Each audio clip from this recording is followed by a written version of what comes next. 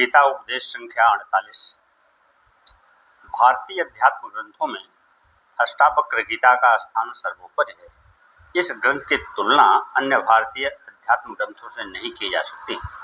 हमारे अध्यात्मवेत्ताओं व ऋषि मुनियों ने आत्मज्ञान प्राप्ति के लिए कई विधियां सुझाई हैं। इनमें प्रमुख हैं ज्ञान, कर्म, भक्ति, योग, प्रार्थना एवं ध्यान, जिसके द्वारा जीव आत्मज्ञान प्राप्त कर सकता है या जिनसे अपने स्वरूप का बोध हो जाता है।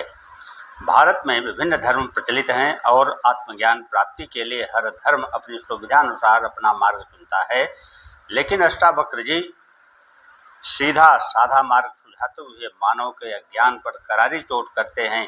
वे किसी क्रिया, विधि, प्रार्थना, पूजा, भक्ति, हठ योग आदि को जरूरी नहीं मानते।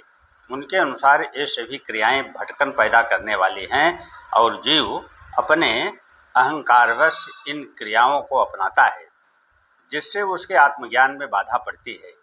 इन क्रियाओं से मानव धार्मिक तो अवश्य बन जाता है, लेकिन उसे आत्मज्ञान प्राप्ति नहीं हो सकती। अष्टावक्र जी के मतानुसार ज्ञान प्राप्ति का मार्ग केवल बोध है। आत्मा कहीं लुप्त नहीं हो गई है।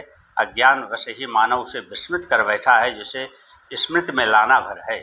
यदि एक बार वह स्मृति में आ गई तो ये समस्त माया रूपी सांसारिक जाल का अंधकार क्षण भर में विलुप्त हो जाएगा एवं मनुष्य को अपनी वास्तविकता का भान हो जाएगा।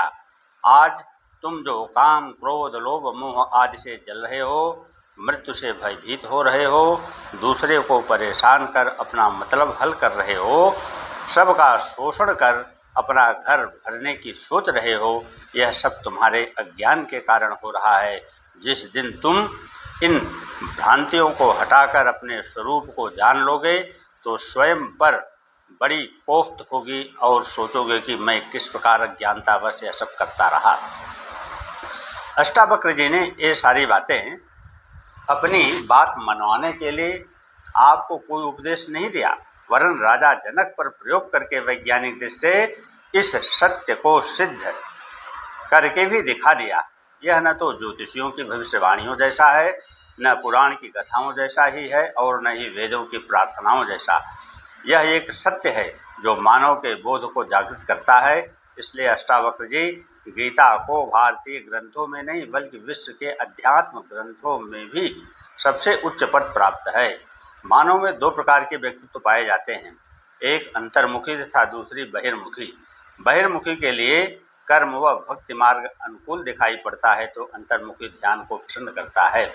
बहिर्मुखी के लिए ज्ञान या बोध का मार्ग समझ में नहीं आ सकता। विद्वान, प्रज्ञावान, बुद्ध और चेतना वाला ही इसे ग्रहण कर सकता है। इसलिए अष्टावक्र जी का यह उपदेश जनमानस में अधिक प्रचलित नहीं हो पाया। इनकी पूरी विधि में करना कुछ भी नहीं है, अक्रिया ही विधि है। बोध या स्मरण मात्र ही पर्याप्त है। यदि तुमने यह जान लिया कि मैं शरीर, मन आदि नहीं हूँ बल्कि शुद्ध चैतन्य आदमी हूँ, तो तुम्हारी समस्त भ्रांतियाँ मिट जाएंगी और यही मोक्ष है। मोक्ष कोई स्थान नहीं है बल्कि मानव चित्त की यह एक अवस्था है जिसमें स्थित हुआ वह परमानंद का अनुभव करता है। श्रीमद् भगवद गीता में कृष्ण ने भक्ति, ज्ञान, कर्म का मार्ग अर्जुन को सिखलाया है, किंतु उनका विशेष जोर कर्म पर ही है। अर्जुन कर्मयोगी है, क्षत्रिय है, रण के मैदान में अधर्मियों के सामने खड़ा है। इन अधर्मियों व आतताइयों का विनाश करना उसका कर्तव्य है। युद्ध से भागना कायरता है। जो सच्चाई, पूर्ण निष्ठा, ईमानदारी व लगन से अपने कर्म को करता है वह स्वर्ग का अधिकारी होता है। फिर जो कर्म निष्काम, लोकहित में ईश्वर की आज्ञा समझकर समर्पण भाव से किया जाता है वह कर्म कभी बंधन का कारण नहीं बनता। जो कर्म स्वार्थवश, अहंकारवश किए जाते हैं वे बंधन का कारण बनते हैं। कृष्ण का यह उपदेश सांसारिक व्यक्तियों के लिए तो उपयुक्त है और इसका सांसारिक प्राणियों के लिए विशेष महत्व भी है, लेकिन अष्टावक्र जी का उपदेश मोक्ष प्राप्ति की इच्छा रखने वाले मुमुक्षुओं के लिए है, जिनसे आत्मज्ञान प्राप्ति की उत्कट अभिलाषा है। इसलिए सामान्य जनमानस इससे अप्रभावित रहा है। यह साधु, सन्यासियों, ध्यानियों व अन्य साधनारत व्यक्तियों के लिए सच्चा मार्गदर्शक है। अष्टावक्र जी ने आत्मज्ञान प्राप्ति की उत्कट अभिलाषा रखने वालों को भटकाया नहीं। वो विभिन्न ज्ञान की विधियां नहीं बतलाते, वो एक बोध की विधि ही बतलाते हैं जो अनूठी, भावातीत, समय, देश और काल की सीमा से परे पूर्ण वैज्ञानिक है। यह भारतीय अध्यात्म की ऐसी धरोहर है जिसके बारे में ज़्यादा कुछ कहना सूर्य को दीपक दिखाने के समान है। यह समझने के लिए नहीं है बल्कि पीकर इसका पचाना है। भारतवर्ष ने अध्यात्म के सबसे उच्च शिखर को छुआ है जिसे कुछ ही धर्म छू पाए हैं। यह शिखर है अद्वैत का। अद्वैत इस संपूर्ण सृष्टि को ईश्वर की कृति नहीं अभिव्यक्ति मानता है।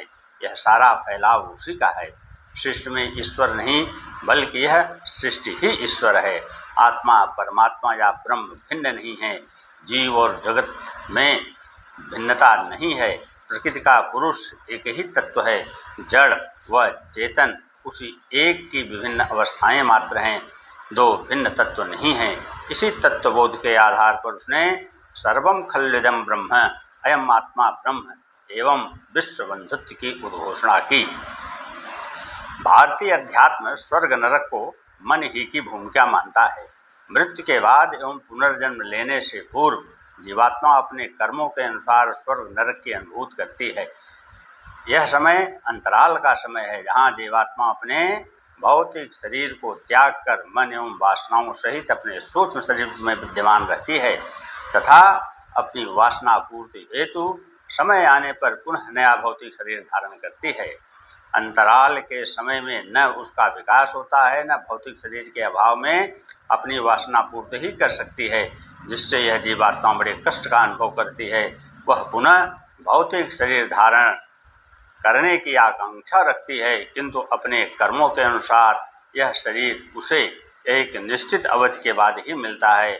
तब तक उसे इस अंतराल में भटकते रहना पड़ता है।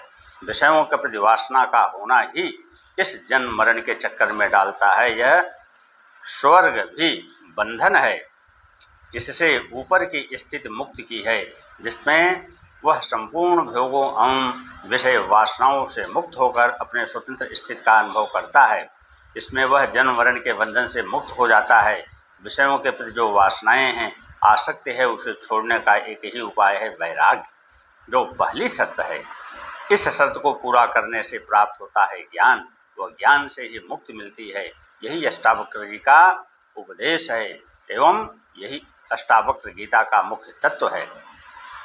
आत्मा सूक्ष्म है जिसका प्रत्यक्ष अनुभव न होने से मनुष्य उसे जानने से वंचित रह जाता है। वासना में फंसा हुआ मन उसे इतना भड़का देता है कि वह आत्मा को ही भूल जाता है।